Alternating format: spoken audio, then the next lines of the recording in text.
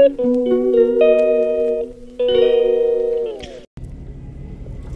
Evening, welcome back to yet another blog. ওই যে পেছনে বসে আছে মামনি, আর এই যে সোমন গাড়ি চালাচ্ছে। চিনি, একটু মুন্ডুটা বার কর। ওই হলো চিনি। চলুন তাহলে যাওয়া যাক, ঠিক আছে?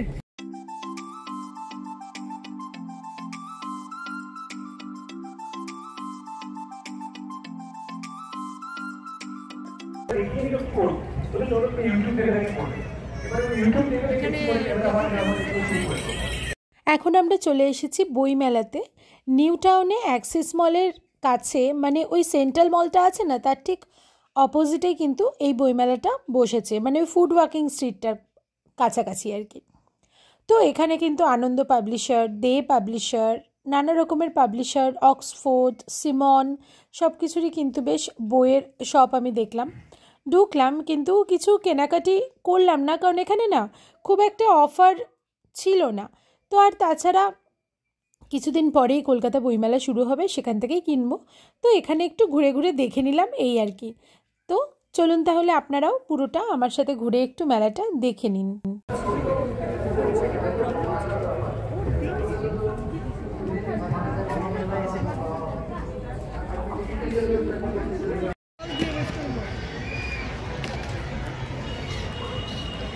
এই ফুড স্টলে এলাম এবার খাওয়া দাওয়া করবো বলে। চিনি নিয়ে নিল একটা চকলেট ডোনাট, আর ফুচকা দেখে কি আর লোভ সামলানো যায়, তো আমরা এক প্লেট করে ফুচকাও খেয়ে নিলাম।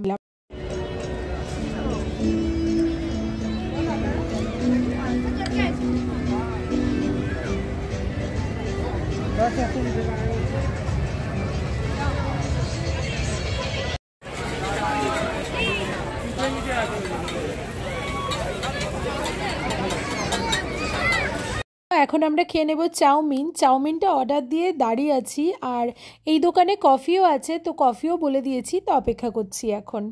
2000 years later. আজকে হলো নেক্সট ডে সকাল, আর দেখুন আমার গোপাল সোনাদেরকে এই নতুন ধরনের জামাটা কিন্তু কিনে এনে পরিয়েছি, সোয়েটার টাইপের।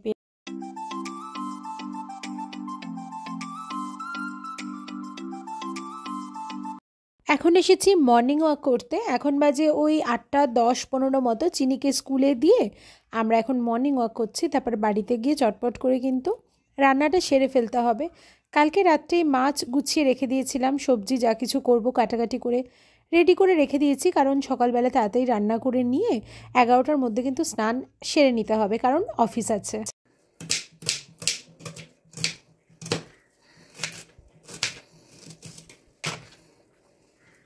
মর্নিং ওয়াক সেরে এসে যে 2 কাপ চা নিয়ে একটু বসে দুজনে মিলে খাবো, সেই উপায় নেই।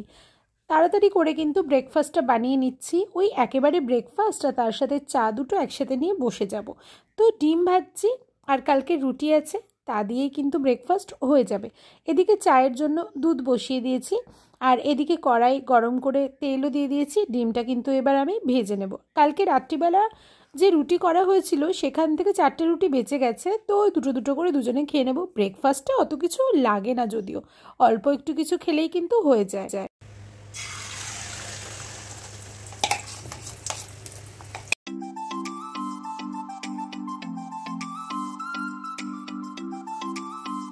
ডিম ভাজা একদিকটা হয়ে গেলে তারপরে উল্টে দেব, আর এদিকে চায়ের দুধও প্রায় ফুটে এসেছে। এবার এখানে চা পাতাটা দেব। তো এখন একটু দুধটাই নামিয়ে নিই, ভাবছি কফি খাবো, চা খাবো না। আর এদিকে ভাতের চাল টাল ভিজিয়ে রেখে দিয়েছি, সেটাও বসিয়ে দিলাম, ভাতটাও তাড়াতাড়ি হয়ে যাবে।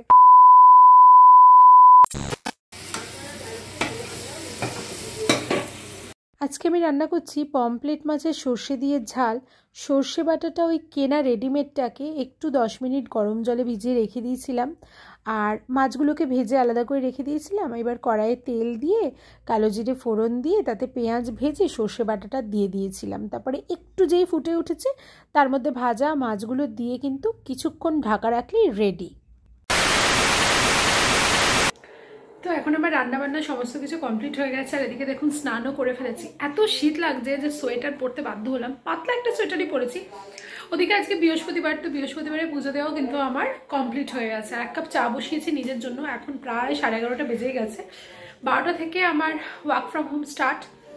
তাই সব কিছু সকালে উঠে তাড়াহুড়ো করে কিন্তু শুরু করে দিয়েছি, মানে রান্নাবান্না কি কি করেছি এখন সেগুলো আপনাদেরকে সব দেখিয়ে দিচ্ছি। তারপরে পুজো দিয়ে দিয়েছি, গোপুসোনাদেরকে না একটা নতুন ধরনের হুডি মতো কিনে পরিয়েছি, সেটাও দেখিয়ে দেবো, ঠিক আছে?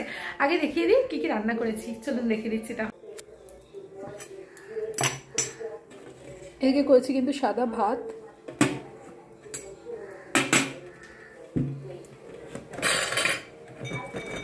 এত রকমের ঢাকা দিয়ে রাখতে হয় কারণ ওই টিকটিকি ইঁদুর এসব যদি থাকে। এইটা হচ্ছে পমফ্লেট মাছের সর্ষে বাটা দিয়ে ঝাল, আর সর্ষে কিন্তু আমি বাটিনি, সর্ষে বাটাটা যে কিনতে পাওয়া যায় না ওইটা দিয়ে দিয়েছি। আর এদিকে কি আছে দেখিয়ে দিচ্ছি, এদিকে রয়েছে এটা বাঁধাকপির তরকারি, আর মা না স্কোয়াশ এনে দিয়েছিল সেটাও দিয়ে দিয়েছি বাঁধাকপি। এটা রয়েছে রাত্রিরের ডিমের ঝোল আলু দিয়ে।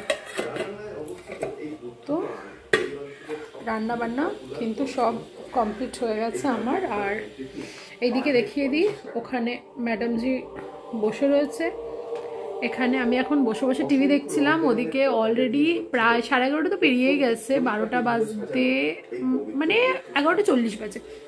আর ওদিকে চলুন,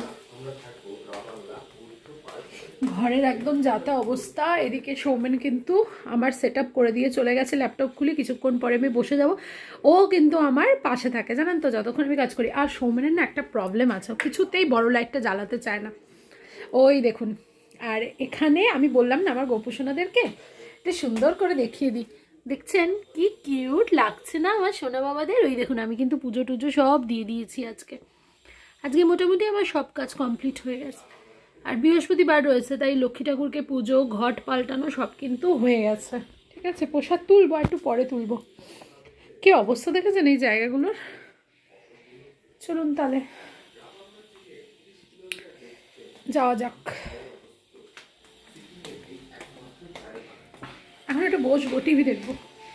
আজকে ব্লগটাও এতটুকুই রাখলাম। চ্যানেলটা ভালো লাগলে সাবস্ক্রাইব করে দেবেন। সবাই কিন্তু খুব ভালো থাকবেন, আবার দেখা হবে নেক্সট একটা ব্লগে।